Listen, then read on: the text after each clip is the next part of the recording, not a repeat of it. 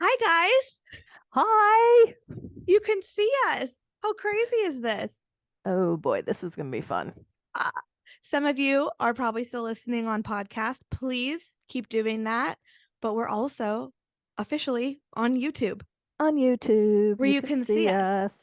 You can see mom looking like Madonna. She got on and I said, "What is that?" I my very old headset, but hey, it works. Yeah, it's a microphone. I said you And needed headphones and a microphone. you look totally official Official. Yes. Thank you. with your, yeah. All I have is Aiden's headphones, so this They looks have a like little better. stickers, soccer ball stickers, and like stickers on the side of your headphones. Yeah. I mean, you So could have worn cool. those. So cool. Okay. So this is episode 132 of Killer Hangover. Holy I guacamole. am Beth. And I am Bettina. And those watching us on YouTube, we've never done this. We've been doing it for our Patreon for a little while now, but kind of venturing into the unknown. So Please be patient. There will be bloopers. we are not perfect at all. Far I from it. I have I'm like nervous. I'm like playing with my paper like a kid in school. I have the true crime. Mom has the paranormal and the cocktail. What are you drinking? I made the devil and disguised. So not the devil in disguise. Okay, It's I was the just gonna devil ask. and disguise. And it comes from recipe.timesofinda.com. Okay, It'll be posted in our links on okay, our website. sounds good. So, what kind So, of cocktail is this? well, it says milligrams, but it's like 2 ounces. Okay. So 60 Okay. milligrams of vodka, a dash of lime juice. I used a real lime, 8 basil leaves. Oh, So you I went love out basil. and bought a plant yesterday, a basil plant, so I could Oh, use the basil leaves. 1.5 cups of pomegranate seeds. I got the ones that were already seeded. And 30 milligrams, so just a splash of sugar syrup. And I used what is sugar syrup? you can make it's like it's sugar and water and you stir it and it kind of makes a syrupy thing. But I used agave. I was just gonna say you could do okay. I Okay. used agave. So step one, mix all the ingredients in a cocktail shaker with ice cubes. Mix, mix, mix, shake, shake, shake. Okay. Then you pour it, strain it into one of these glasses. Martini glass Yeah. for those And not then, watching. oh yeah, a martini glass. Sorry. And then it says, this is why I like this cocktail. Garnish the cocktail the way you like and serve immediately. Well, Garnish the the way way you we like like. it is no garnish, garnish. So here you go. Perfect. So cheers. That's perfect. Cheers. Whoops, I gotta move my. Madonna forgot to move her headphone. Oh, it's okay. How can I say this correctly? You have to like basil Basil because and pomegranate. Does that go good together? the Does that go well basil together? is really prominent. It's delicious. It's herbally. It's not sweet. For those of you who like sweet drinks, this may not be up your alley. But boy, you can taste the basil. It's delicious. It is really, really good. And Okay. look, it's healthy too. You can have several of these. I'm just saying. Okay. Well, sorry, I'm not joining you. I'm joining. I'm enjoying my coffee. Okay. We still have about what, 2 months before I pop this baby out. So Yeah, looking forward to sharing those cocktails with you all then. me too. So I'm on a tired, rating tired of scale, drinking alone. what would you rate this cocktail? Like, we've had so many on this show, and somebody I know. asked us we should start some kind of a rating. Uh, is it? I don't even know how you would do the rating because there's so many different ones. Are we doing a 5-star rating kind of thing? Sure, sure. Okay. I would rate this 3.5. Okay. Um, I mean, it's really good, but again, you need pomegranates and you Kind need of threw me with the herbally taste. I don't know um, if I'm a fan of the herbally taste. but you got the sweet too with the Yeah. pomegranate. The splash of lime juice just kind of brings it all together. Yeah. Any cocktail that has that lime juice, we've talked about this so many times. Is it It just cuts ties it together. Yeah, it does. And it cuts on So any bitterness of alcohol or anything like that. I don't taste the vodka at all. See, then I would rate it higher because those kind of drinks I like because you feel Well, like, it would definitely, I mean, it tastes like a 4, but you do have to have a lot of ingredients. I mean, yeah, like you don't have things those you things don't have on on hand. hand. Gotcha. So that's why I'm putting it 3.5. Gotcha. Uh okay. Well, if you hear pitter patter of little feet like I am hearing right now, we did have a snow day today. So, Yeah, but I don't hear them. okay. Well, good. Let's just hope the pitter patter stays a pitter patter and not jumping and something else. They're supposed to be eating lunch and then watching their movie. Mhm. They're Who 5 and knows? 7. We will see. Oh, sweet boys. They played outside in the snow though for like 2.5, almost 3 hours until a snowball fight started and the snow went into Nolan's hoodie. Oh no. And so he came up and he's like, I'm just so cold. And I'm like, you are soaking wet. So we stripped him down. We put PJs on. We put the fireplace on and they played with toys the rest of the morning. They were out there like 9 a.m. So Nice. Kick them out. yeah, it was Fresh air never hurt anyone. great. Okay. True All right, crime. I'm ready. I'm beyond excited to share this story with you guys. Uh Beyond excited. Okay. Do you have any hint of what I'm doing? Because I No, know you kind of like we have an attached Google Docs. So did you see my notes or anything? I'm just so always curious if you go no, I snooping. because I accident. No, I never do. I might accidentally open it because I'm trying to Hmm. open different I don't things, care. I don't care if you look. but I never read it because that's just not fun for me then when you're reading it for having already read it. That's true.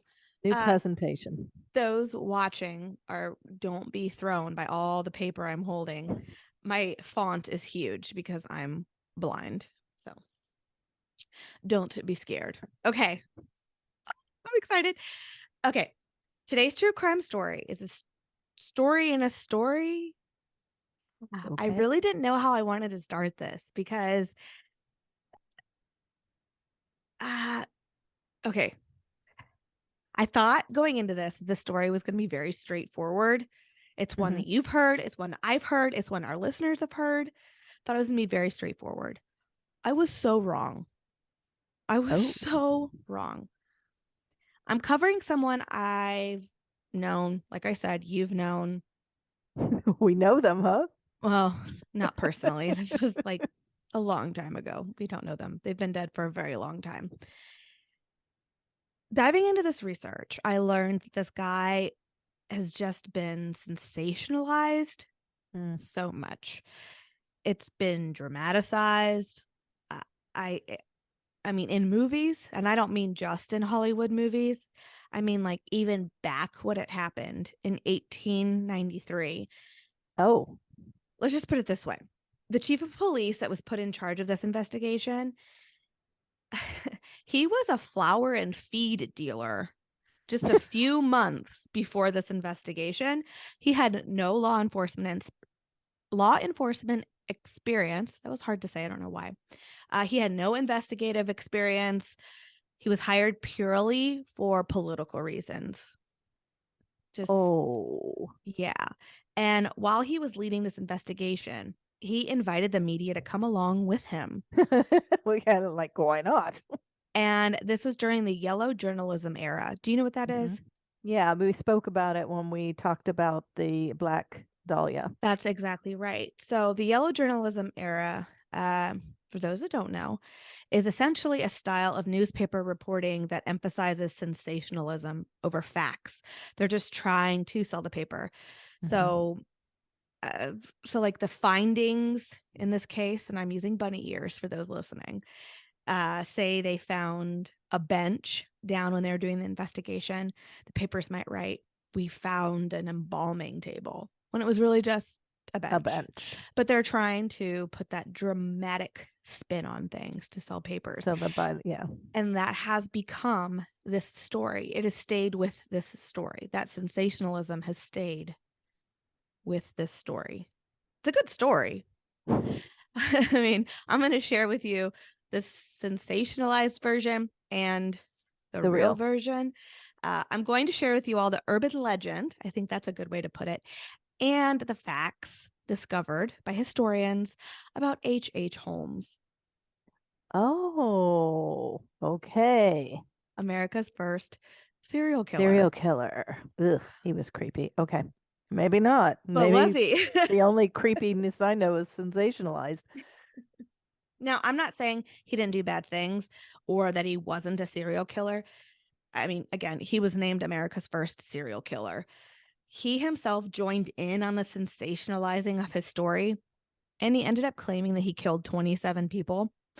And and then he even said, quote, "I was born with the devil in me. I could not help the fact that I was a murderer, more than a poet can help the inspiration to sing," unquote. Does a poet sing? I was just about to say that. Okay. But of those 27 people he claimed to have killed, over half of them were still alive when he told the media this. Oh my Can you gosh. imagine you just like walking the street like, "You're alive? H. Holmes said he killed you." Just just yeah. Anyway, if we go with the facts and the proof, he likely killed 9 people, Mm. which is still a lot of people. Don't Yeah, get me yeah, he's wrong. still a serial killer. Yeah, and this really reminds me of that Henry Lee Lucas and like his tales of his Hundreds of numbers. people. Yes. Yeah, sure.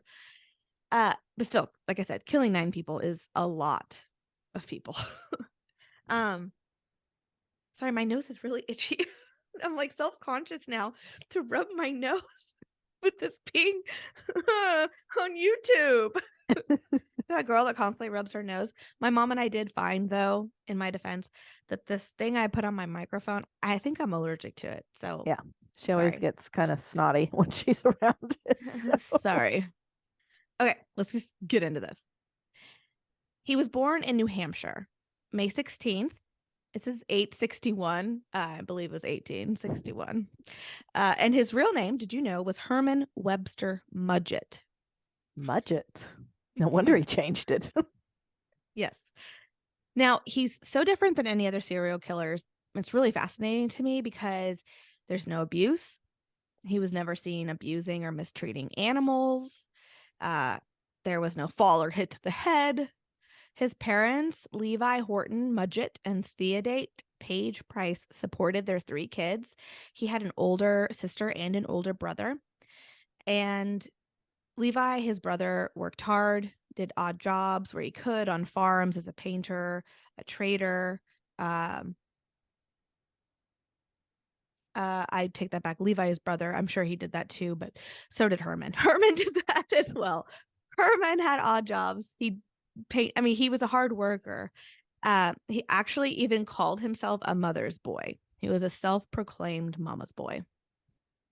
He had friends and was active in the community and their Methodist church. He graduated high school at 16. And now this is kind of funny, but he married his high school girlfriend.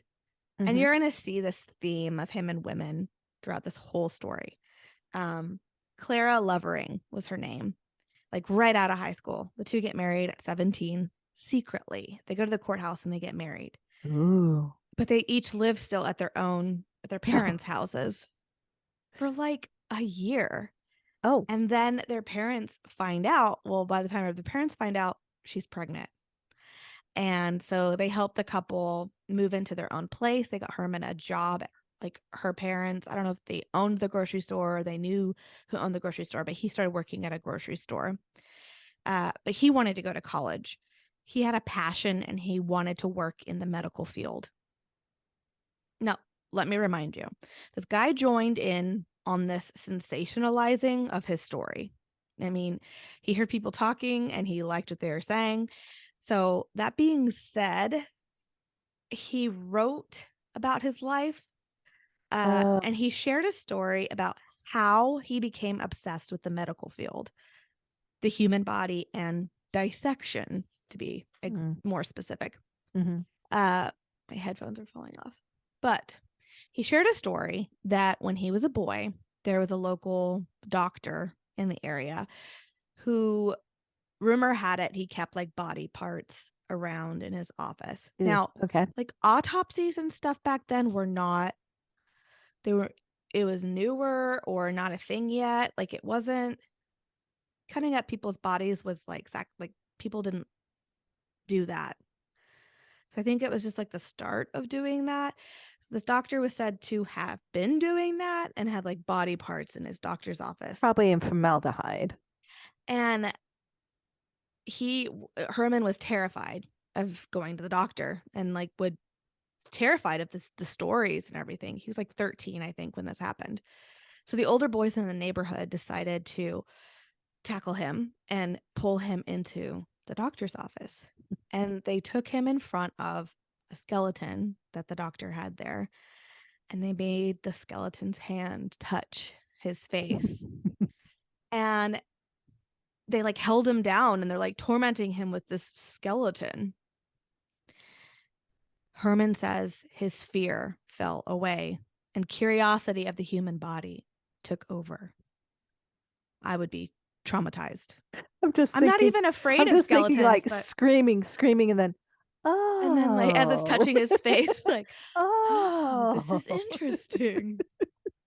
Weird.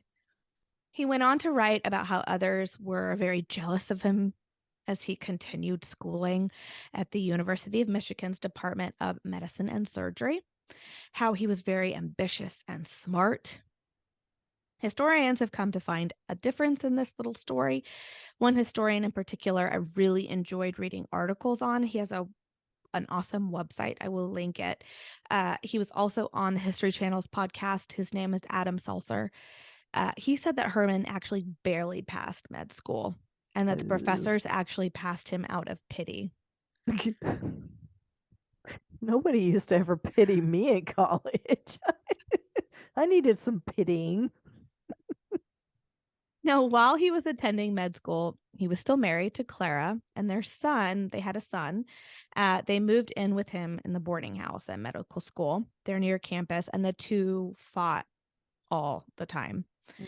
And in 1884, Clara took the baby and moved back in with her family in New Hampshire. And although technically still married, he pretty much lived a free man in college. Just, he dated a lot. He proposed to a lot of girls or like promised, I will marry you. He was something else. There are also stories that while in med school, he and friends would steal corpses and even dig up fresh corpses from local Yeah. cemeteries and do one of two things: either dissect them and sell the skeletons to med schools, or they would stage deaths and claim life insurance money on Mm. these bodies. I'm not sure, and there weren't not facts on this. Uh, it is something that he will do later on in life, Right. Yeah. Yeah. but there's also some legend that in the boarding house, once his wife moved out, the roommates in the area or like the people who lived next to him started smelling something from his room. And Mm. when the not landscaper, landlord, landscaper probably does not care. The landscaper at the cemetery. Notice a bunch of holes. When the land, I just lost it, landlord, when they went to go find out what the smell was, they found dead babies under his bed, and he Huh? was like learning how to dissect and using these babies. And they were like, "Yeah, no more of that, please." And he's like, "Okay, sure." Um, but again, there's no like proof in that. Like, Right. Right. I feel like they would kick him out if they're like, "You're No dissecting more of baby." that. Tisk tisk tisk Okay. tisk tisk. Yeah. But and again, I just wanted to show you the sensationalized stories that have been told everywhere. And Questions yeah. about the stories. Okay. Yeah. Okay. What I'm sure of, though, is that Herman had three passions in his life: dissecting corpses. He really did enjoy that. Uh, and from all records, that was kind of put on the back burner. The second love was courting women. You will see a theme, like I said. After graduating, he moved to New York and worked as a school teacher and in a physician's office for a while, all the while courting woman after woman after woman, proposing. Like I said, I think at least historians know he proposed to at least two of them in New York. I mean, and Did he's they all still say married. no or what? I think he just like gets sick of them and then just leaves. Oh, I, we're just gonna okay, never mind. you can see the text I sent. I sent you text before we started. You can look at these pictures of him. He was said to be incredibly handsome. Women just fawned over him. And I mean, Maybe it's a 1800s thing, but yeah, I don't know. And we'll post these pictures for again those listening. We'll post it, and I think oh I my might even try. I'm gosh. gonna try to even get a picture in right here. He looks like a gopher, like a gopher animal. So he's like the mustache is like a thing. Like the mustache was a thing back then, and he had a good one. And I guess he was His just eyes are very, droopy. but he was very confident and he acted rich Oh, and acted very prestigious, although he wasn't. And so I think that I don't know. I wasn't around back then to really fully assess his romantic side, well, who but knows? Maybe he had charm and, oh, he had charm. charisma and stuff. You will definitely see a lot of charm. He could charm men, women, anything. Like he was a charmer. Obviously, the landlord, too. If that story is true, yeah. Okay. The third love he had was scamming people. He worked Mm. selling books door to door at a time. Now, Herman was, like I said, a charmer, very handsome, everybody said. Um, and he's very persistent. He dressed the part of a successful businessman, and this was the time of the industrial boom. So just he fit that, I Mm-hmm. guess. I don't know. So he's selling these books door to door, and if the people wanted these books, he conned them into paying him then, and then he'd say, "Okay, I'll have your books shipped or Pony Express to you, uh, in the next couple of weeks. Have a good day." Well, he's not really selling books. He's obviously taking this money and running. And do you remember back when I lived in Charlotte and we had that guy come to our door and he was selling magazine subscriptions? And I like was very charming guy. And I was like this close. And Alex was like, "What are you doing? I need the checkbook, honey." He's like, "No, you don't. What are you doing?" So I almost got caught in a scam like this. Well, you don't know. Maybe the guy really had magazines. No, I'm pretty sure he didn't. Oh, Okay. no. In 1886, now going by his name H. Holmes, because who could take a guy named Mudgett seriously? And that's a total joke. If your name is Mudgett, I'm so sorry. I'm not. I Really, was Beth? Oh, my bad joke. goodness. Bad joke. Sorry. Uh, but he wanted to change his name. And back then, I guess you could do that really easily. You could just change your name Change your name. very easily. So, with the huge growth rate of the city, he decides to move to Chicago. Um, Chicago at this time is crazy. It's they had that really big fire in like 1871 Mm-hmm. and it burnt down a lot of the city. And so they've rebuilt everything. And so they have like these beautiful new buildings and skyscrapers and infrastructure. And they have all this land now. So they're just growing, growing, growing. That being said, it's the industrial boom, like I said before. But the growth in the population and these buildings, the police force is not growing, keeping up with this growth. Oh, okay. So there is a lot of crime and it's dirty and it's exciting to live in Chicago. They're trying to make a name for themselves. They're trying to be the new New York.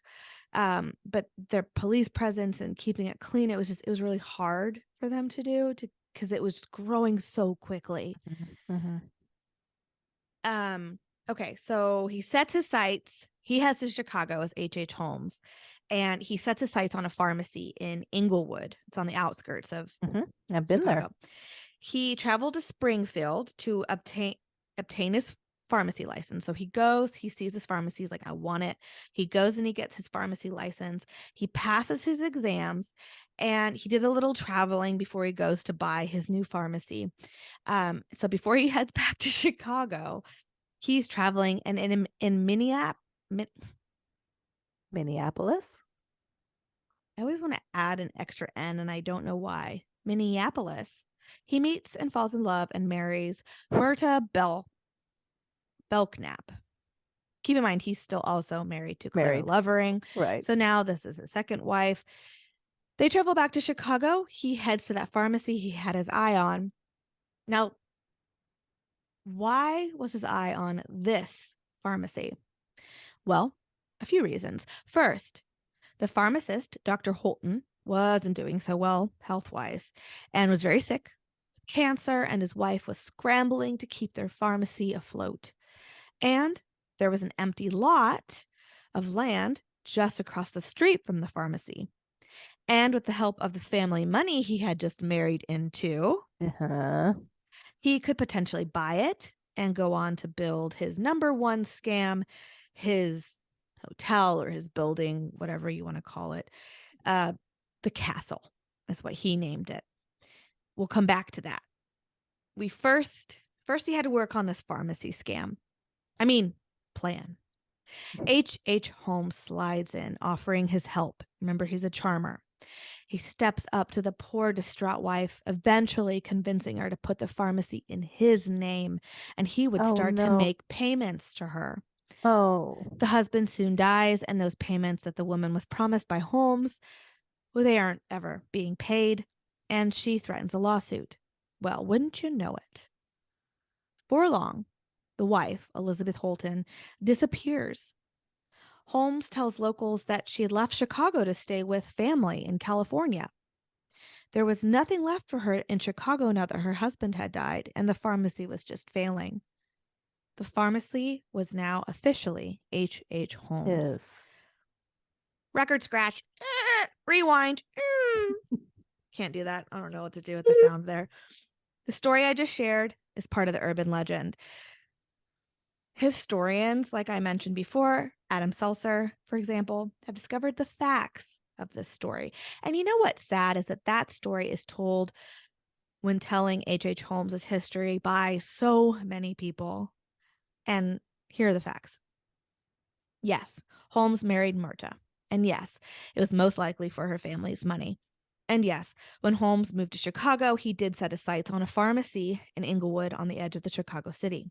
And yes, according to archives, the pharmacy was run by a Dr. Holton, a Dr. Elizabeth Sarah Holton. Oh. The husband was alive and well, no cancer. He had a traveling job. Dr. Holton was about to have her second child and wanted to sell the pharmacy. Holmes purchased the pharmacy on the up and up. Totally fair. He bought the pharmacy from her. Dr. Holton, her husband, and their children remained in the neighborhood until the 20th century. Well, that's boring. I know. I know. I'm sorry. So, the pharmacy was purchased fairly, but Fair and square. the swindling was soon to follow. Holmes purchased barbershop equipment to fill his new pharmacy, and I guess that was like the thing to have a barbershop in your pharmacy back then. Okay. So he puts all of this on credit. The man loved to use credit, and he never had any intention on paying any of his bills. Now, what about that empty lot across the street? Well, he had a plan for this too. It was actually 3 lots, lot 701 through 703. And he used his new wife because he was still married to Carla again, but he's using his new wife. He uses her family money and her inheritance that he got when he married her. They buy Mm-hmm. this land, but he keeps the land in his wife's name. And then he actually then later, like a year later, will put the land in his mother-in-law's name to try to keep the creditors away. I mean, he was, Oh. yeah. Was it Shiesty McShysterson? Is that what people say? Probably not. Okay, now this is where I don't know how to continue the story. Do I share the urban legend or do I share the facts? Because, like you said, the facts are kind of boring and the urban legend's really fun. I really don't know I didn't know how to proceed from here, so I'm going to try to keep both. But you've heard the stories of the murder castle, correct? Yes. I think most people have. Secret passageways, hidden rooms, doorways that lead nowhere, Nowhere. narrow hallways That end nowhere. that, yeah, and then these greased chutes that go to the cellar where there was embalming Yes. tables and yeah, all the hotel rooms, because this is a hotel. The hotel rooms were soundproof, and some of them even had gas that would go into the vents by just a push of a button from his office. Amazing. I, Amazing. I know. Uh, and the furnace in the basement was just large enough to fit A body. a body. I cannot tell you how much of this is true. I don't think any of it is true. I can tell you though that the castle was essentially it was built for free. The legend says that he would hire a crew. So legend says that he would hire a crew and make this hallway here. And then Mm-hmm. he'd fire them because he didn't want anybody to know the layout of his castle. He Right. wanted the building to be, he didn't even have architects. This is what the legend says. Architects work on it. He drew it out himself. And he would hire different crews to do different things and then fire them so that nobody knew what the layout, what was inside the walls. Like there was like hallways between the rooms so that he could go, and there's like peepholes into rooms and stuff. That's what everybody said, right? Right. But really, if he's such a swindler, why do you think he was hiring and firing these people so quickly? Go build that, build this hallway. Oh, you didn't do that right. You're I fired. didn't. I don't like what you did. Right. Right. And I don't like what you did, so I don't have to pay you. Mm-hmm.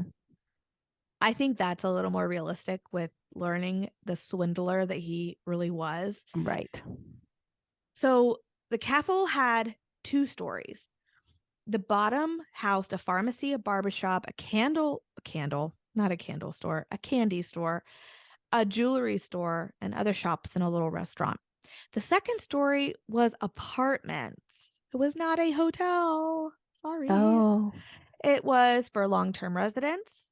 I hate ruining these stories for you guys. I'm sorry, but it was an apartment Hey. complex. Debunk. It was not a hotel.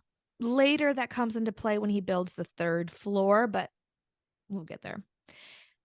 He was such a scam artist. I think that is his number one crime. I mean, yes, we'll talk about other things later, but he was such a scam artist. He purchased this huge soundproof safe. Why soundproof? That is a little sketch to me. That he built into the room across from his office on the second floor. A Again, this is, soundproof safe? yeah. And he bought this on credit and he used it as a safe. And stories have that that's where he would gas victims, Mm, mm. um, or keep victims or women and what have you. Fact is, it was a soundproof safe. It was this huge safe, but he used it as a safe too. Huge safe. And he had it installed and he put it all on credit. Well, the investors come because they're like, dude, this safe Yeah. is like a big deal. I need the money for it. He's like, okay, go ahead, but don't damage my building because it had already been like installed in the Put in walls. it right. So they assess it and they're like, we We can't get can't do this. it. We can't touch this. So that was that. Oh my gosh. There was a company that tried to sue him, and he's like, guys, you can sue me all you want, but this building and the land is all in my mother-in-law's name. So, and they're like, well, we have never talked to her. We've been talking to you this entire time. Hmm. And he's like, well, the beam you installed was not big enough. I wasn't happy with what you did, so I'm not paying you. One beam. I mean, he was just, and he was getting away with all of this. Isn't that crazy? Shyster. Yeah. Shyster. I don't want to ruin the whole tale you've been told of H.H. Holmes, but up to this point, he's just a scam artist, con artist. He's a swindler. He's not a killer. That being said, I can't say he wasn't a weirdo. Employees of his building did grow used to his oddness. Employees were told to go into the safe and scream and yell so that he could make sure it was soundproof. And they were like used to this. I'm still questioning, why is a soundproof safe even made? Why is that even a thing? I don't know. I don't know. Okay. I don't know. The housekeeper would catch him tiptoeing around like at really odd hours in the middle of the night. 2 a.m. He's like tiptoeing down the hallway. That's Ew. weird. Ew. The janitor who worked the pharmacy recalled a time when Holmes showed him fake beards and disguises he had. He's kind of a weirdo. Kinda. He's a weirdo. Go get in the safe and scream. Yes, sir. Get your paycheck when you get out. Now, then there is the story of Charles Chappell. And again, I don't know how factual this story is, but he was a real person, and this is his account, Charles Chappell's account. He was a laborer on some part of the building when it was being built. And somehow or another, he and Holmes started apparently discussing medical school and how Chappell had used to work in the anatomy lab at a medical school. And this thrilled Holmes to hear somebody else who like enjoyed anatomy and human bodies like he did. So he takes Chappell. I hear running, marching. They're marching. Sorry. He takes Chappell to see a partially dissected corpse up in his room. In his room? And This is yeah, Holmes? yeah. It's okay. And he says, I will pay you $36 if you finish the dissection of this so that we can sell the skeleton to a medical school. And Chappell was like, sure. So he got paid money.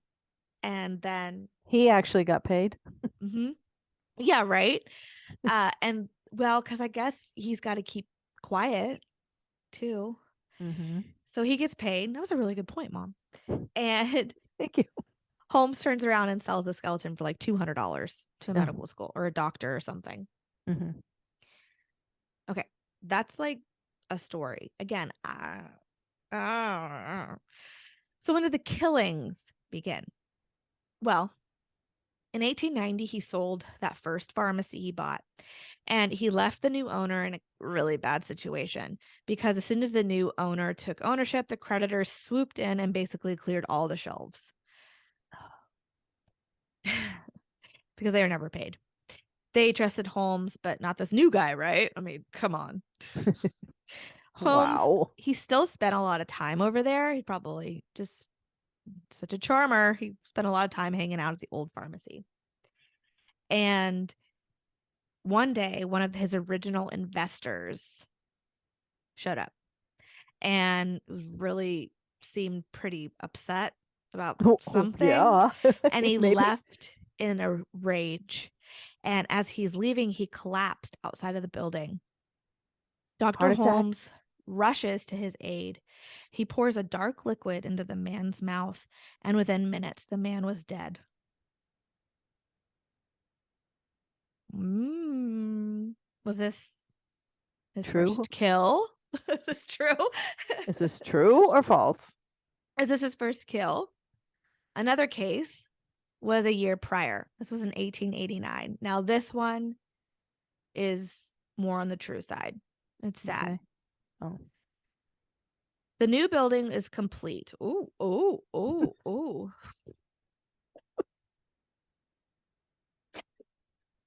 Okay. Oh yes, let's perfect the look here while I tell a sad story, right? The new building's complete and a new family, a young family moves in, the Connors, Ned, Julia, and their daughter Pearl. Ned and Julia worked in the jewelry store downstairs, Okay. and they lived in one of the apartments in the building. Julia and Holmes begin an affair right away, even though Murda is like living right down the And hallway. Julia's husband is living on the other side of the hallway. Yeah, Yeah. yeah. Okay. This goes on for like 2 years before Oh, Ned's like, I'm out of here. This is baloney. It took 2 years for him to find out. So he leaves, and soon the two are engaged. huh? Murda is like living up north now, still in Chicago, in like an apartment somewhere else. I'm sure he conned her into out of the building. I don't know, but he's still married to these two women, but now he's engaged to Julia. He also started to take out debts in Julia's name. Oh, for goodness Now sake. we don't know the specifics, but it's believed that Julia got pregnant around November of 1891. From stories, Holmes told Julia that he did not want a baby. And he was also struggling with Julia's 8-year-old daughter Pearl at this time, and he was not ready for a family, didn't want a family. So he told her, "I'll marry you if you have an abortion." And he would perform the Oh abortion. no. Ugh. So Christmas Eve is when, for some reason, Christmas Eve, but that's when it's assumed it happened. Because after Christmas of 1991, neither Julia nor Pearl were ever seen again. It is assumed that, and Holmes later hinted, kinda, that Julia died during the abortion. Is that because he failed the abortion because he didn't know what he was doing? And Right. so she died, or did he do it on purpose? We don't know. And then Pearl's missing. So even if the abortion went wrong, he still had to go Where and is kill she? Pearl. Right. He was a big chloroform guy. So they're assuming that's how he killed the little girl. Um, and there, that skeleton, that chapel Mm-hmm. had Mm-hmm. worked on for Holmes, is said to belong to Julia Connors, Oh. that is hanging in a doctor's office somewhere. Yeah. Now, there was skeletons found in the investigation with the media that I told in the very beginning. We'll get Yes. there. Okay. So Holmes began a new business venture around this time too. He purchased a glass bending company. He convinced everyone he had created some new technique to glass bending. There was a big party and this big show to showcase his new furnace. But it's been said that no one ever saw him bending glass or burning anything. It's also said that after purchasing the said furnace, women in his life started to disappear a little more frequently. Like his fiancee, Emmeline Sagrand, a young, beautiful Oh, typewriter another girl. one. Okay. Okay. Yep, a young, beautiful typewriter girl he hired in 1892 who disappeared the Christmas after Julia disappeared. Holmes told everyone that she'd gone on to Europe to get married after being engaged to him. After engaged to him. Okay. I will say some suspect a furnace and others suspect another failed abortion with Emmeline's Mm. disappearance. But then where's her body? Like, Yeah, right. again, besides the fact that these women were never seen again, we don't know what happened to them. We don't know the facts. Minnie Williams came into his life at the perfect time, the time of Chicago hosting the World's Fair. Ah, that's right. Yeah. Do you know about the World's Fair? Mm-hmm. I knew kind of about it, but I had a lot of fun looking That into was this. super cool. It was the 400th anniversary of Christopher Columbus's arrival to the New World. It went from May to October, so it's this big 6-month affair. Uh, like, I think I have how many? Like 27 million tickets were sold. Like, Wow. it's crazy. Um, Once it was announced that Chicago was going to host the fair, um, oh no, I'm sorry. Once it was announced that America was going to host the fair, they put a vote of what city was going to host it. New York, St. Louis, Chicago won, Hmm. and so the city like set to work. That was another reason why there's this scramble of growth for people and businesses and skyscrapers and everything else. That's how they got the name the White City, is because the skyscrapers they're building had that white facade to them. And th- just such this rush to make this beautiful for the World's Fair. But like I said, the police growth is not really keeping up with this. Mm-hmm. So, that being said, there is a lot of people that went missing from the World's Fair. It was there, a lot of people took advantage of Sure. All the all of these chaos. people. Mm-hmm. Yeah. Let's see, 46 nations participated in the fair. There were exhibits of artists, musicians, carnival rides showcasing the original Ferris wheel. And fun fact, uh, the guy who made the first amusement park, the Steeplechase Park in Coney Island, he got his idea for that at the World's Fair. Hmm. Yeah. The fair also showcased the first moving walkway, or the travelator. I mean, think about this. They're going from just nothing to all of a sudden the travelator and a Ferris wheel, and they have their first moving pictures. And I mean, it literally went from like nothing to like boom, all of this stuff. Isn't that crazy to you? I know it is. It was a cool, super cool thing. Yeah, it was the biggest event in America. It was an introduction to the new age. Uh, paid up, bleep up. Yep, 27 million paid admission. People came from all over America, the world. Mm-hmm. But people saved up for this event. And this is the Midwest. A lot of people are coming from small towns and they've never seen a building more than like 3 stories high. So this is like Wow. so cool to them. Other things introduced at the fair were juicy fruit gum, cream of wheat, Cracker Jacks, shredded wheat cereal, and Pabst Blue Ribbon beer, which still showcases the blue ribbon that they won at the fair on their cans today. Oh, that's cool. I didn't know that. Yes. So the biggest event is coming to Chicago, and H. Holmes wants in on this. He wants to expand his building to 3 stories, opening up the third floor for fairgoers and rent it out like a hotel. Naming it, he renames this building now the World's Fair Hotel. Now, building this third floor on credit was really easy for Holmes at this point because everybody wants in on money right now. So, all of the furniture and hardwood floors and any construction crews, they're in on World's Fair money too. Like, they want to get their name out there and furnish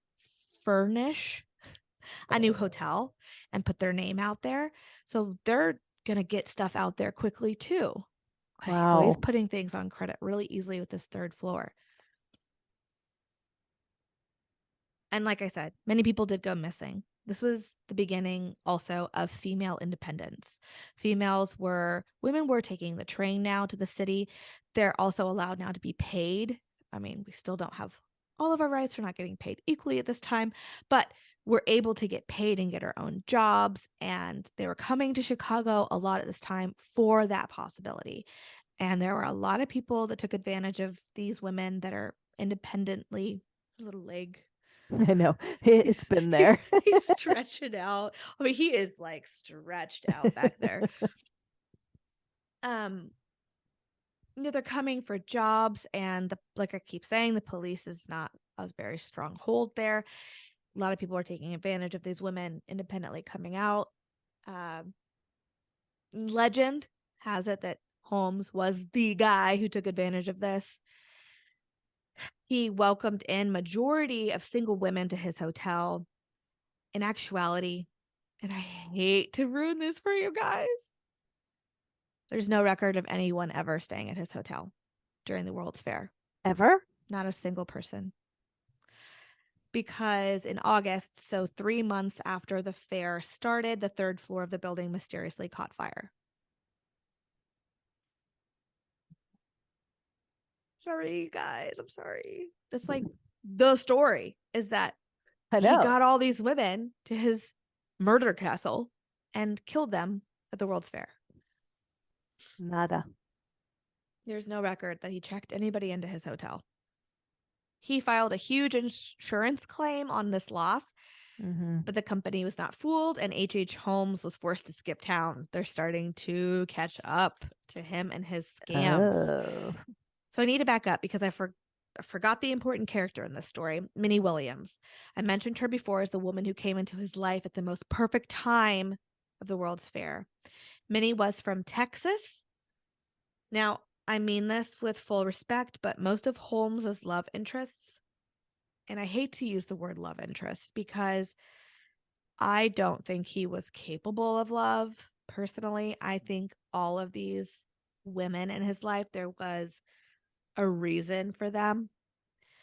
He used them. Yeah. And he's keeping this facade and this charm of this prosperous businessman who's going to take him seriously if he's not married, right? Like, Mm-hmm. and he's so charming. But so everybody keeps saying that he was like this love guy and he'd fall in love or he loved this person. I think there was always a reason to it. I don't think he was really capable of love. My opinion. That's honestly just my opinion. Okay, but the women that were in his life were usually very pretty, very beautiful women. And several quotes I read about Minnie, quote, she didn't know a lot, Oh. unquote. She was a larger woman. The only thing standing in his way, okay, she was a Texas heiress. She had a lot of Mm. money. And the only thing standing in his way of this money was Minnie's sister, Nanny. The two girls lived in an apartment on the north side of Chicago, and Holmes set to work to woo them both. Mm. He would take them to the fair at night, treat them, charm them, and then in July of 1893, the two sisters disappeared. Both of them? Mm-hmm. Holmes would go on to say that Minnie killed Nanny because she was getting jealous of the time he was spending with Nanny. And that this is Holmes. So a lot of the other deaths were women that went missing. It was she went off to Europe to get married, or Mm-hmm. Mm-hmm. she left to go be with family. But he admits that But this one with they're dead. Minnie, he says no. He says that Minnie did it. Minnie killed Mm-hmm. Nanny and she disappeared. She's a con artist. She's done most of the things you guys are blaming me for. She's a horrible human being. Yeah. Oh. She's committed all of these crimes. And yeah, he blamed her for everything. He said she killed her sister and then just disappeared. Ah. So Minnie and Nanny disappear in July. The building's third floor burns down in August. And after that, Holmes and his new lover, Georgiana Yoke, leave Chicago. They get married. What Oh. was this? 3 wives? Yep. Who's counting? They get married and they head to Denver first to collect money due to Minnie from her brother's death in a mining accident. How are they getting this though? Minnie's brother dies and he goes and Right. gets the money. They then head to Texas to steal land that Minnie had owned. Holmes's plan to build another castle, this time twice as big. But of course, again, all on credit. Another character that plays an important role in Holmes's new story is Benjamin Peitzel. All bad guys need a sidekick, right? Well, that was Peitzel. Peitzel had worked deals and swindled with Holmes back in Chicago. He was a bit of a drunk, but he was loyal to Holmes, and the two swindled together a lot. Peitzel came out to Texas for a while, and the two began their swindling to creditors for the new building. Holmes never would stick around to see this building. This never came to fruition. Oh. The two took out tens of thousands of dollars of mortgages on the land and, of course, never made any payments on them. And this is in Fort Worth, Texas. I don't know if I mentioned that or not. But they also tried their hand at horse swindling. They were stealing Gosh. horses. Peitzel got arrested for bad checks. And while he was in prison serving this time, Holmes paid some pretty hefty premiums on Peitzel's life insurance.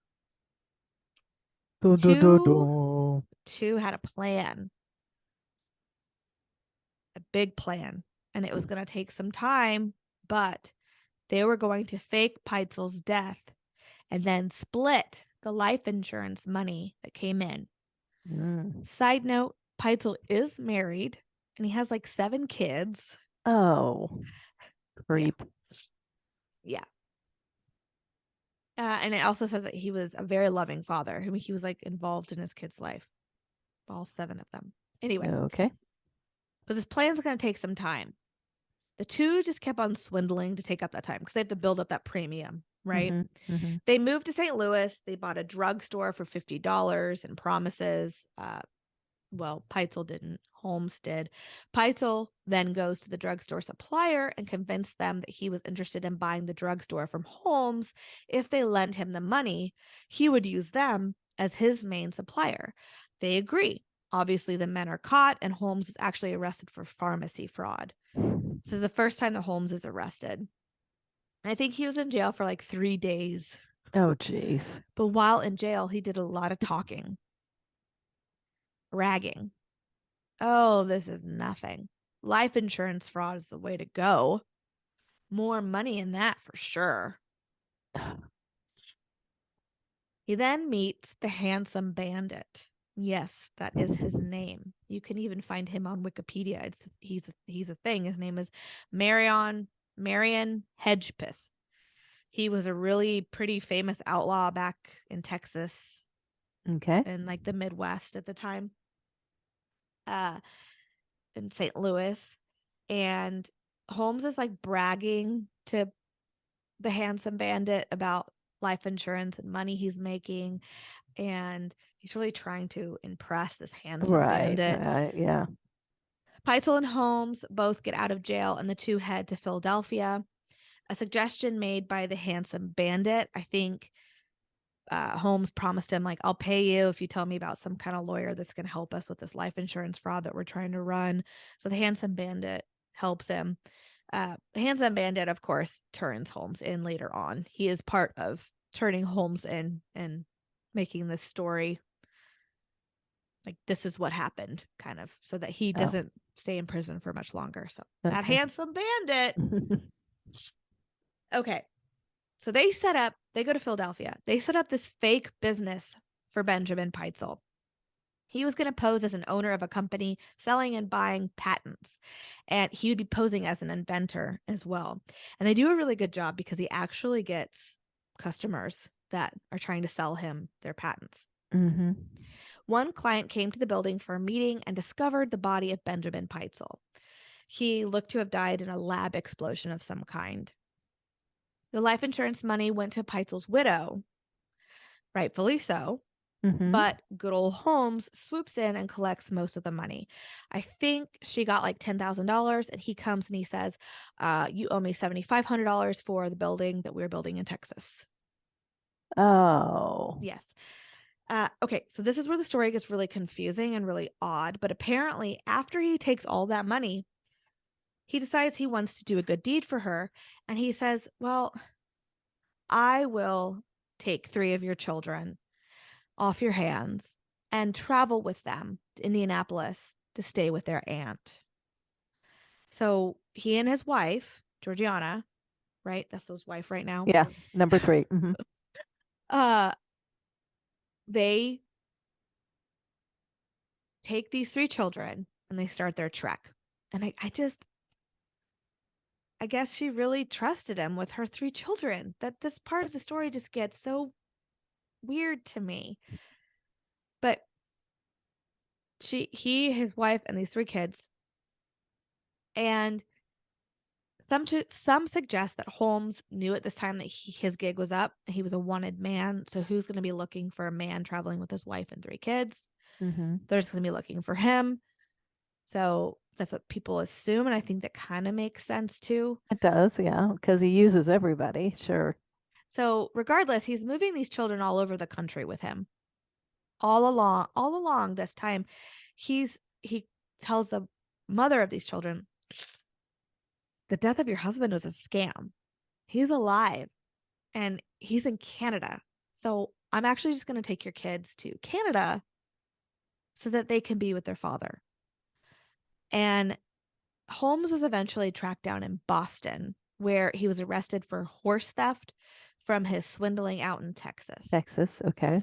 And when he's being brought in, he's like really, really, really scared, like super nervous and then he sees this insurance agent at the station and he instantly relaxes because horse thievery in Texas is like a hanging offense. Like it's like a horrible thing to do and you could hang for it.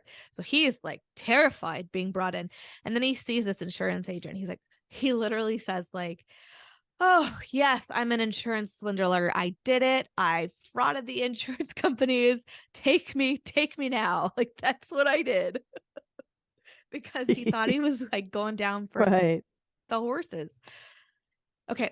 So he's on trial. Am I bouncing around too much? Mm-mm.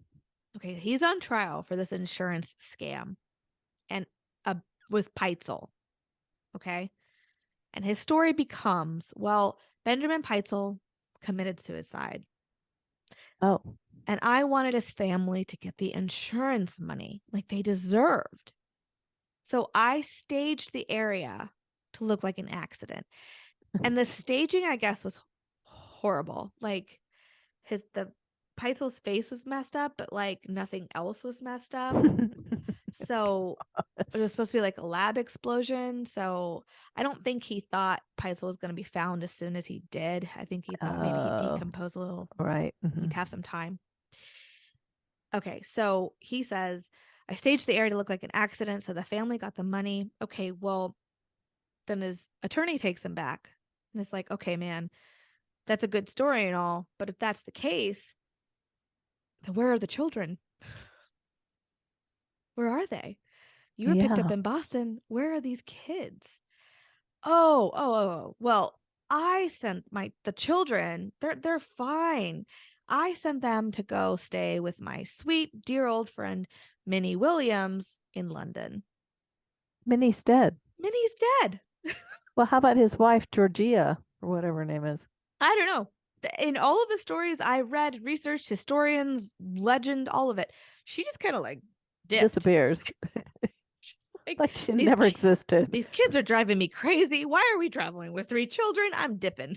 I'm done. Out. Okay, so there's this Philadelphia detective working the case while this trial is going on for Benjamin Peitzel insurance money, Mhm. whatever. The story about these children is just off to him. So he goes in search of like what is going on. So he goes on the trail because at the beginning of this, it was like an adventure to these kids, and they went to so many different places and they'd rent out houses and rent out apartments and they'd stay different places. So he starts at the beginning and this detective is just going to all these places. Well, he discovers a house that there's like a smell coming from the basement. They do end up finding it was two little girls and a boy. They found two little girls buried in a shallow grave in this house that Holmes had rented in the basement. Oh It's no. believed that they were put in a trunk and he gassed them in the trunk. That's part legend, I think, to make it more traumatic, but it's killing children. So I think it's incredibly traumatic no matter how he did it. I think chloroform was his Go to. thing. So I kind of leaned more towards that. But then the little boy, his body was never really discovered, but bones were discovered in the fireplace. And I think you covered that house as a haunting. I did. Yeah.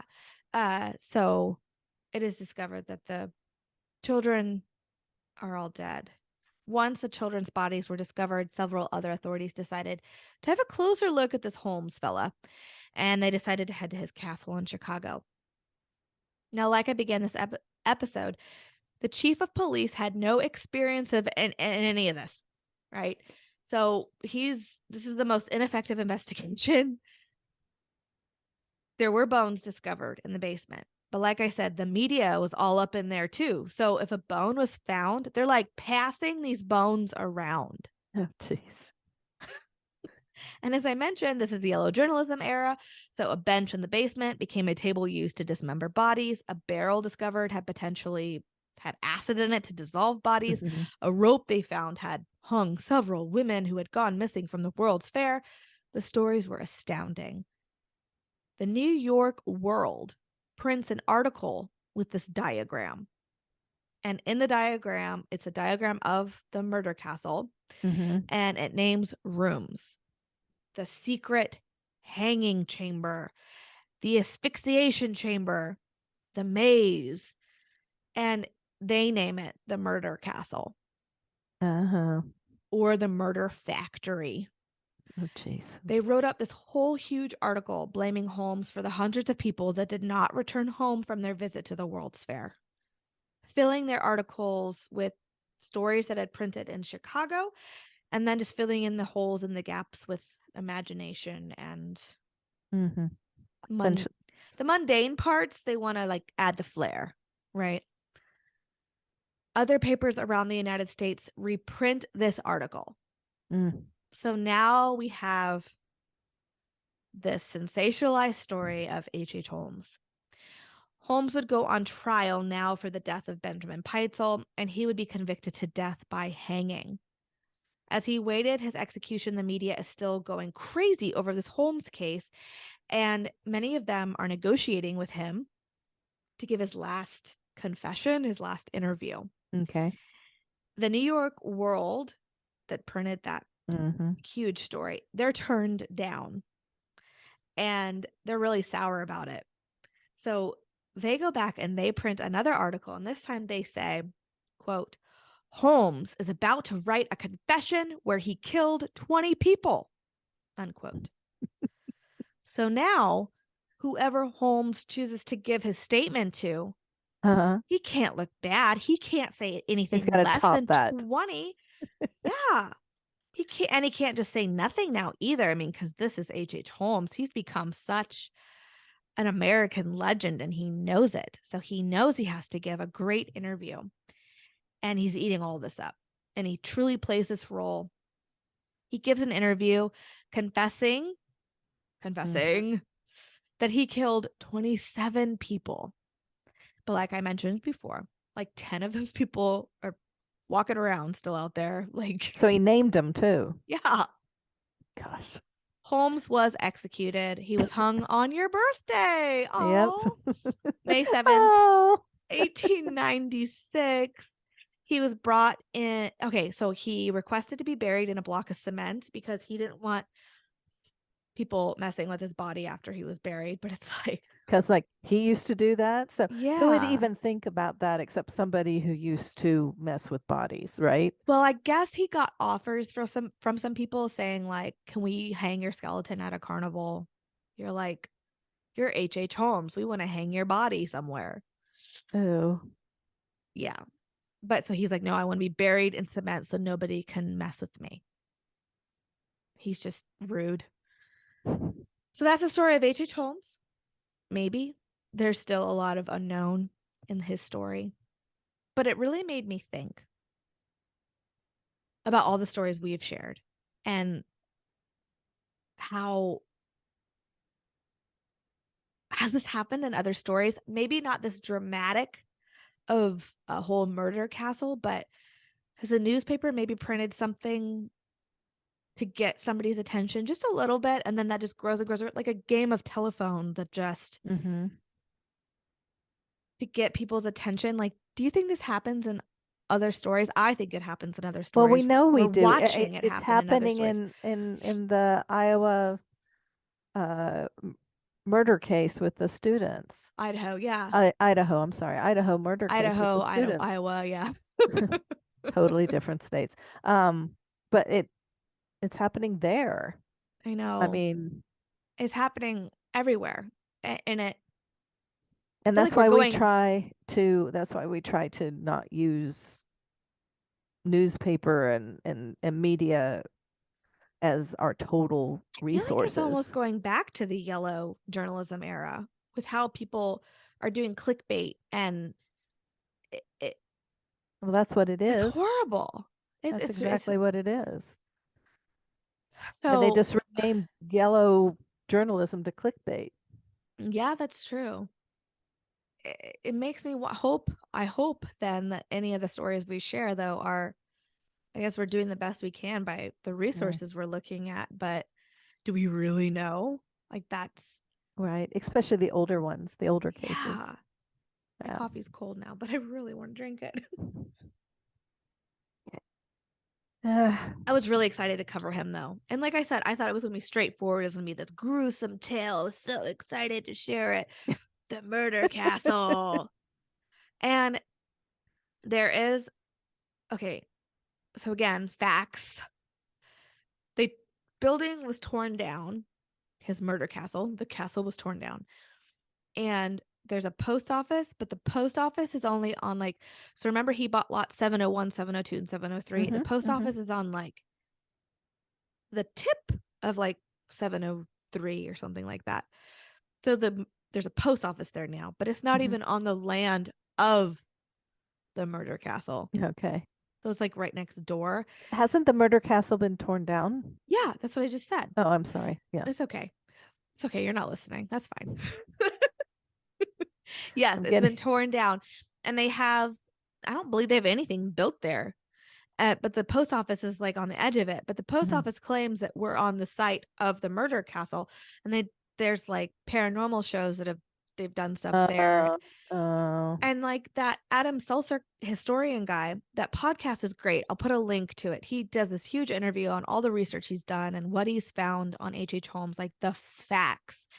And uh and it's put out by the History Channel. But I went on the History Channel after I listened to that podcast and that interview, and there's like a whole H.H. Holmes episode on the History Channel. And I was like, oh, cool. Like that was so factual. Let's see what this has.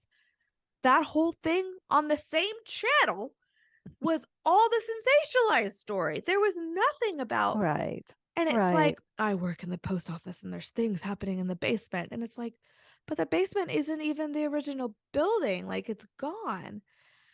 That's not saying that maybe Pearl, the little 8-year-old, and Julia, maybe their spirits are still there. That's not saying that they're not, but Right.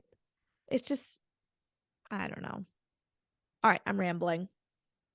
I'm rambling. I need to stop. I'm going to put my Stop. feet up. Oh, very pregnant. Yes, you are.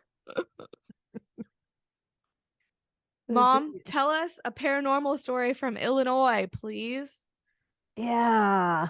This was I actually I actually asked Beth because, I just don't want to do another hotel and theater and I just didn't get into that. So she goes, "Hey, how about doing, this idea?" Oh, you used the idea I gave you?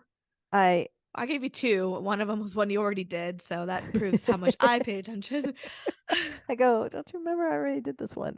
As Um, I sent it, it sounded familiar, but yeah, yeah. sorry. Sorry.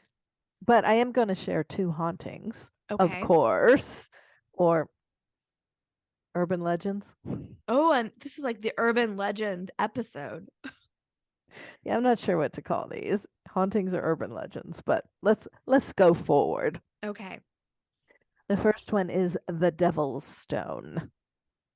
In 1975, Gilbert and Trudy Woods of Glen Ellen, Illinois, dug up a strange terracotta stone or rock.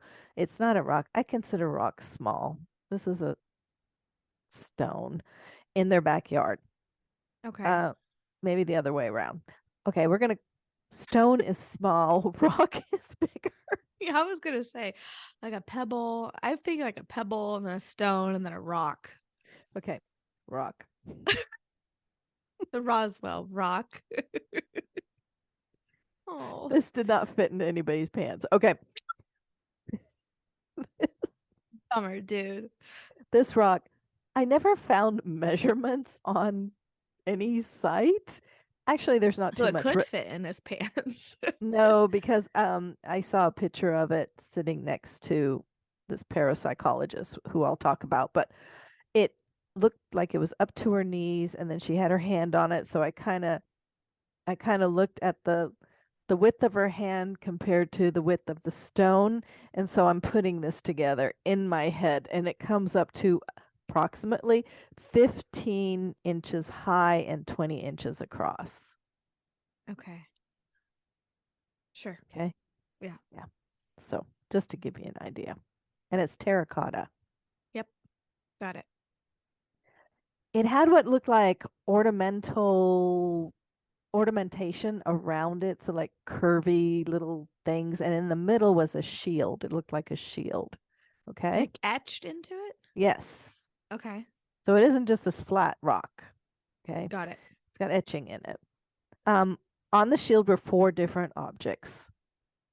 As you look at it, okay, on the upper right hand was was the infinity sign. Okay. On the lower left is a snake just kind of coiled up. Gross. Okay. Gross. Gross. Yeah. All right. On the upper left are squares, and Okay. some of them are carved deeper than others. So it kind of goes deep, up, deep, up, deep, up, and they're squares. Okay. On the lower right, same idea, but they're diamonds. Okay. So very, very, very odd. Why don't I just put a picture of it right here? Right here. You Yeah. could while I was talking. Yeah, I will.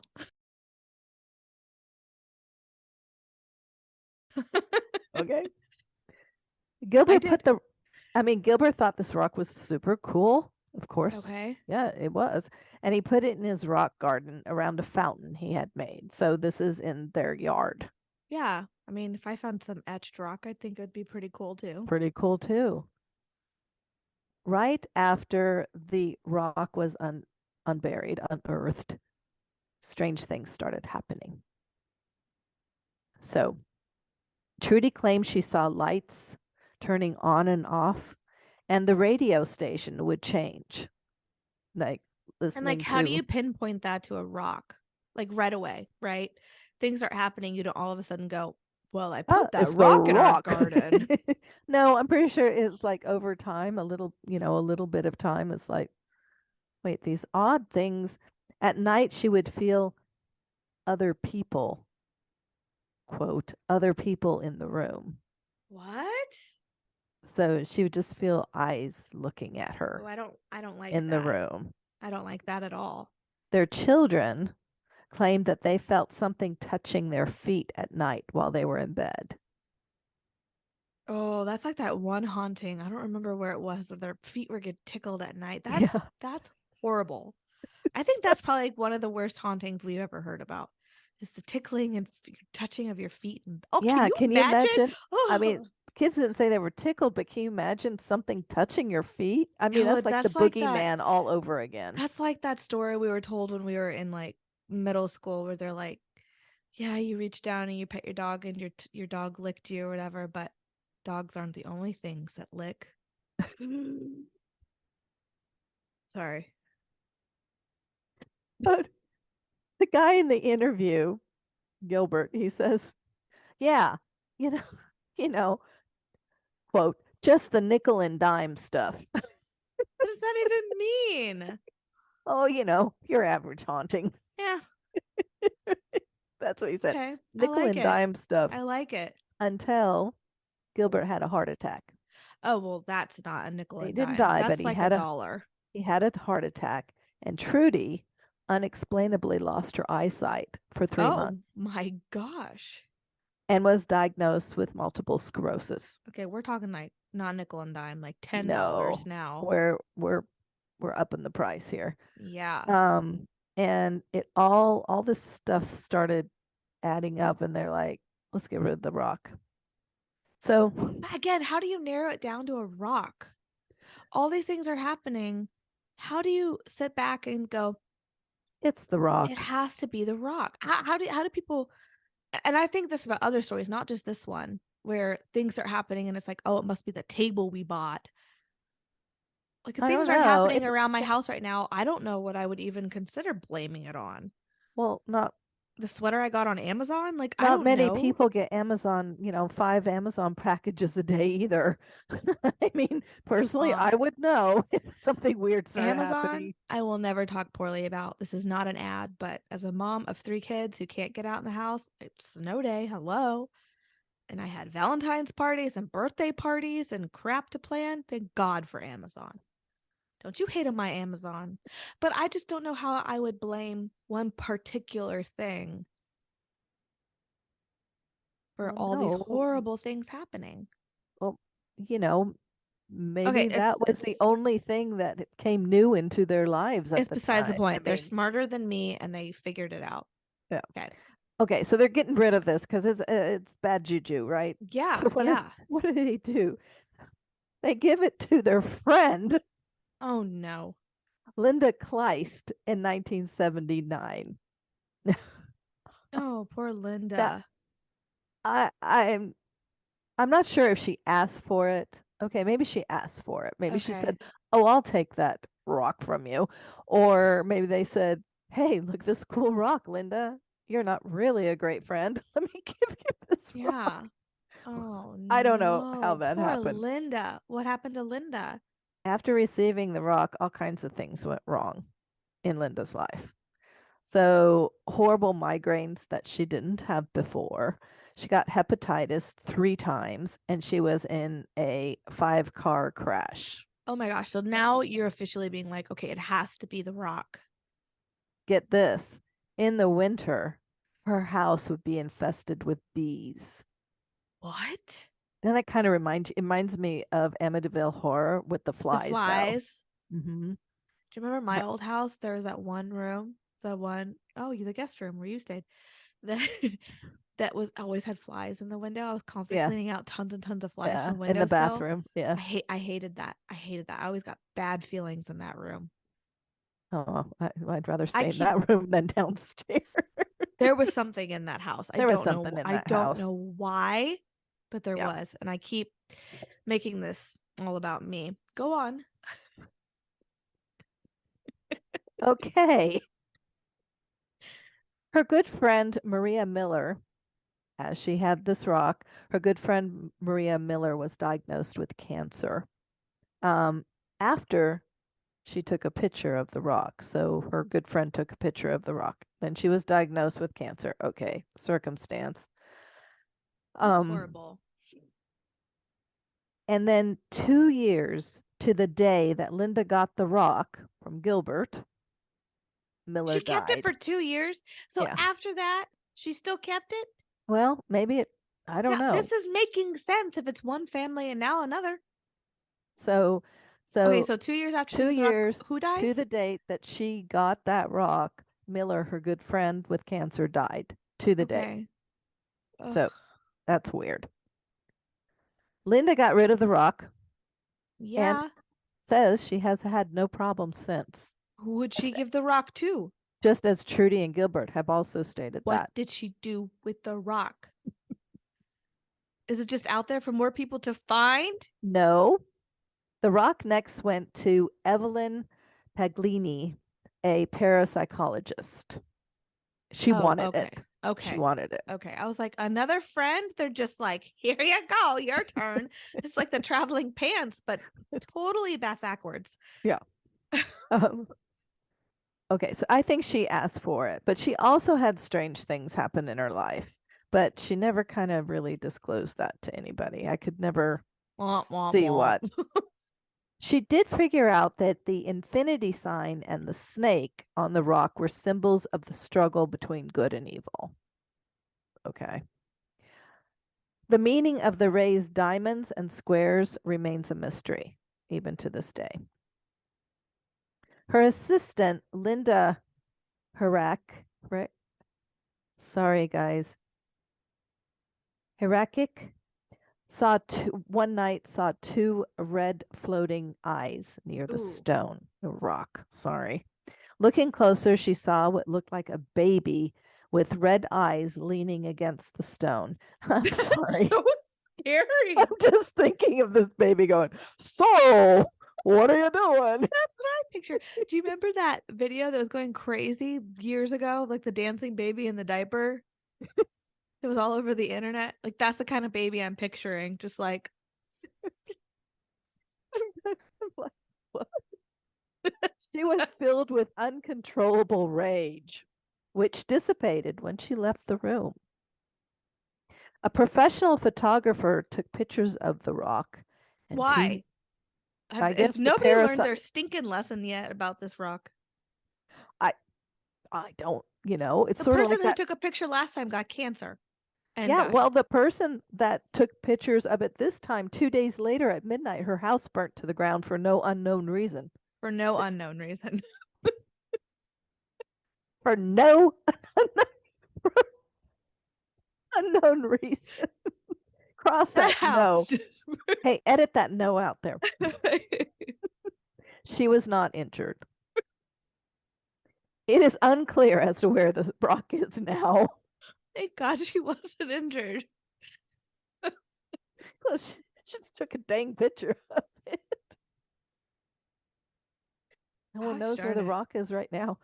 So just saying, watch out for this There's terracotta rock.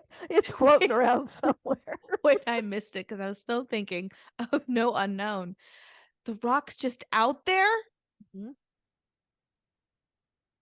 But how do you get rid of that kind of a thing? Because, like, a Ouija board, you're not supposed to burn it or anything like that. You're How do you supposed to, burn a rock anyway?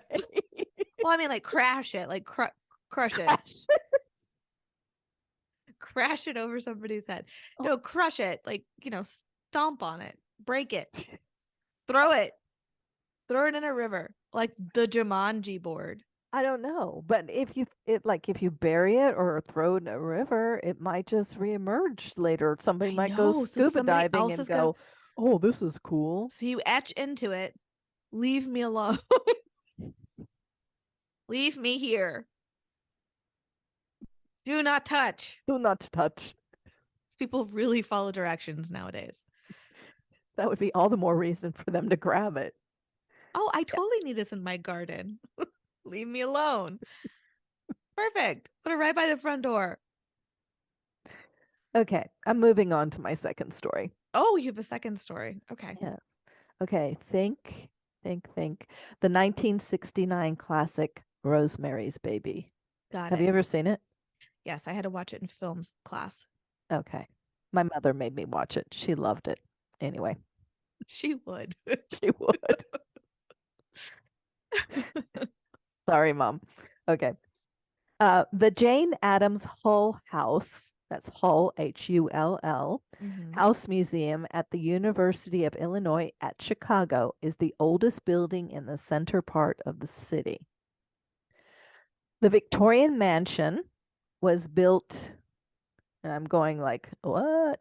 Okay, so it's it's a mansion, okay? It's a Victorian mansion and it dates back way back. So I'm going to go to the history of this place, okay? Got it. All right.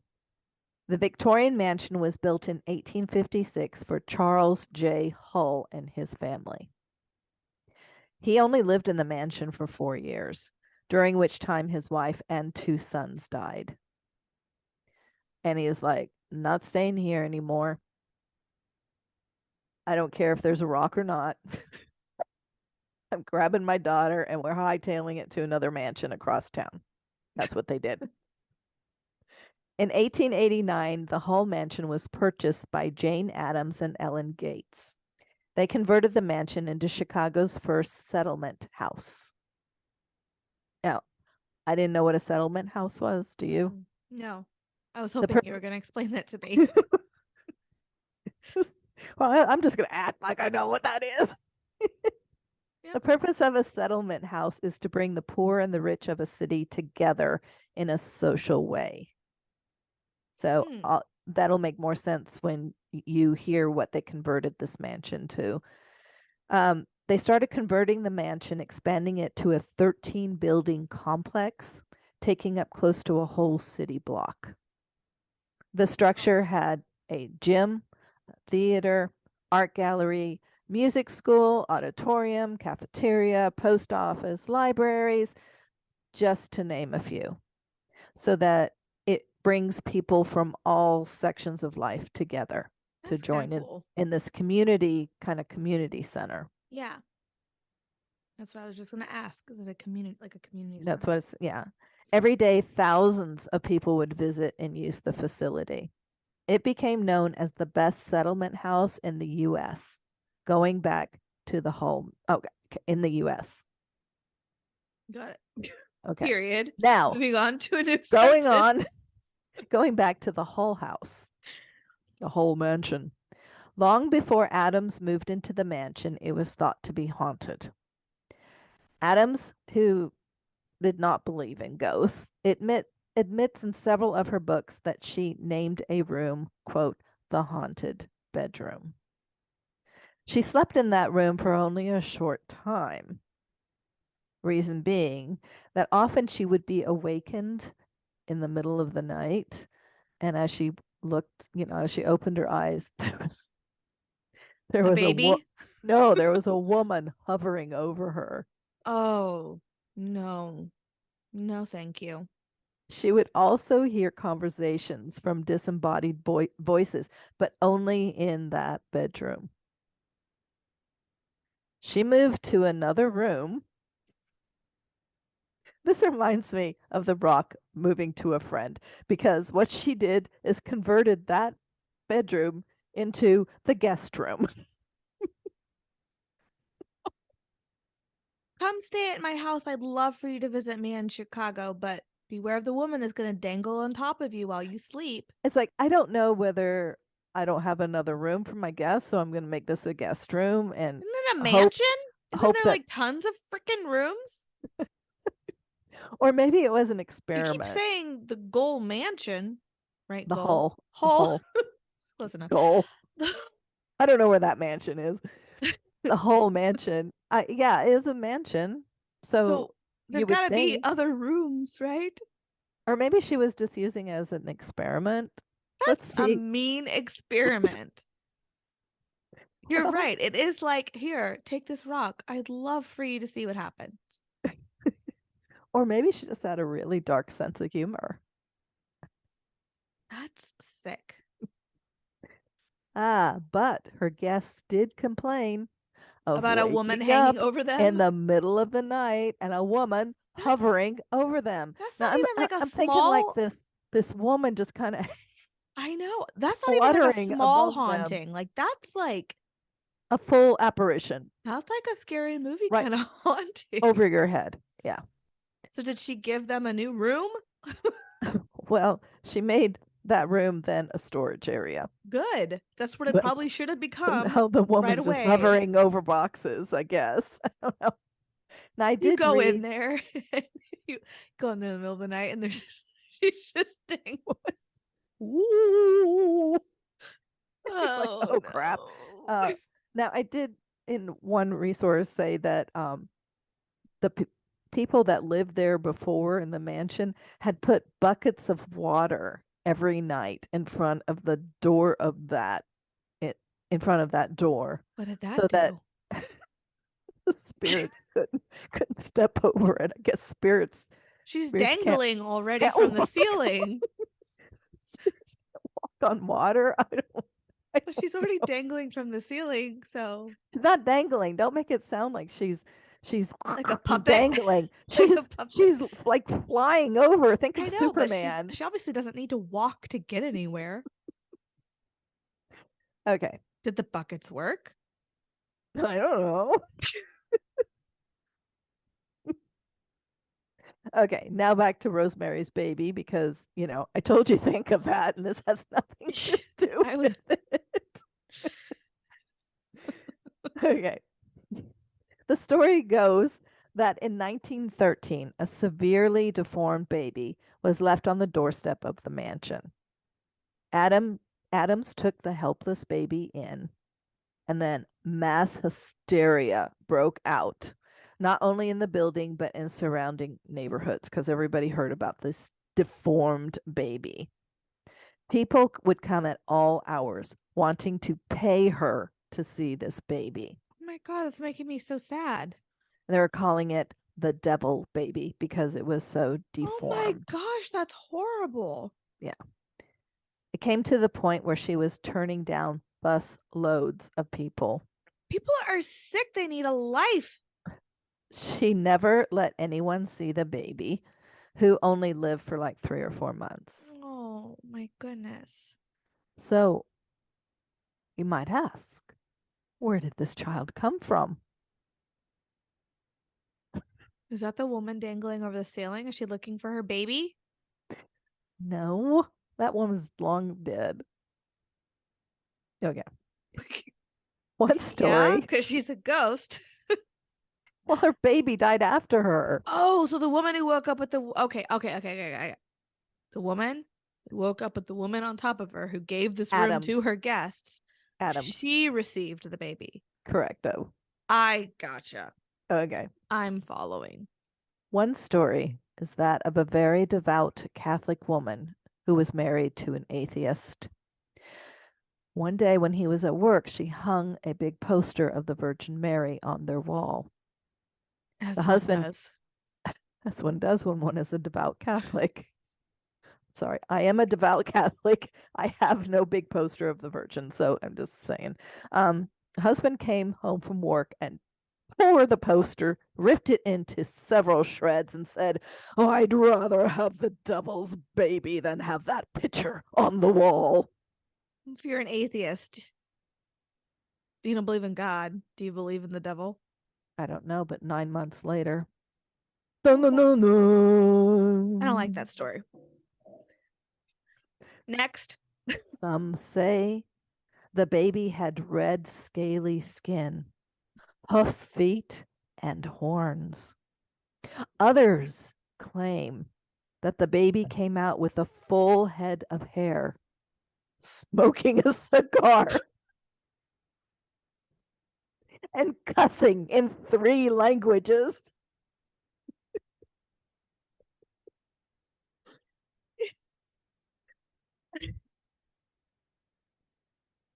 I don't I know. I don't know what to the believe. visuals from this episode are not the That's my unknown. drink. The devil and disguise.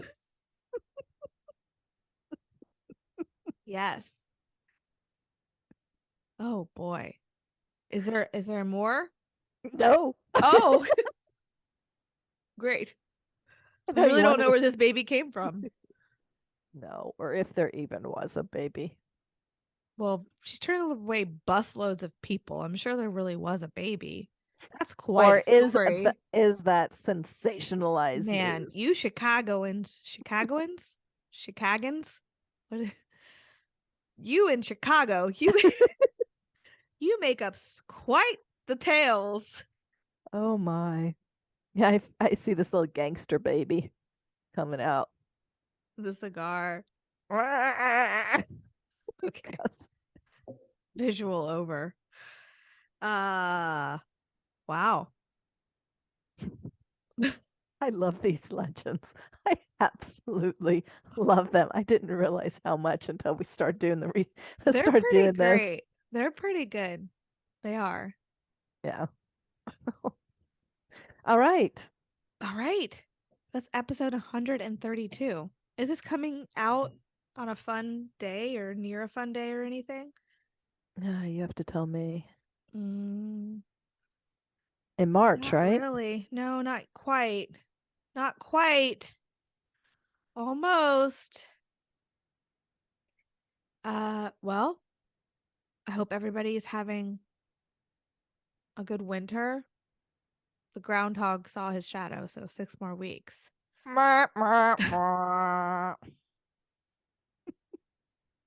All the resources from this episode are going to be on our website, Website. killerhangoverpodcast.com. Yeah. Follow us Hey, on social media. If you're watching us on YouTube, do the let us YouTubey know things. and let us know Subscribe, what you think. leave a comment, say hey. Oh yeah, do the YouTubey things. Please subscribe to our channel. I was trying to come up with something clever and I just can't. Sorry. What else do I say at the end of episodes? Join us on Patreon. We come out with Yes. episodes to the public every other week, but we come out with episodes to fill in those gaps, those gap weeks on Patreon. So join us there. It's $5 a month and it buys us our cocktail for every Yeah. episode. And we've And got two new patrons this we last month. do. So Awesome. Welcome. congratulations and welcome to our little family. We still don't have a name for our followers, but that's okay. Yeah. We'll come up with it. We'll come up with something. The ovaries just didn't sound good. I said hangoveries. I've never called our listeners ovaries. Our hangoveries, well, really. Might as well just say ovaries. And with that, we're going to end this episode. Mom will be covering the true crime and I will be covering the paranormal or the legend or whatever. Do you remember what state we're covering next? California. California. That's right. Why'd you say it like that? Oh. All right. Well, nice chatting with you. Cheers, Mama. Cheers. I love you, kid.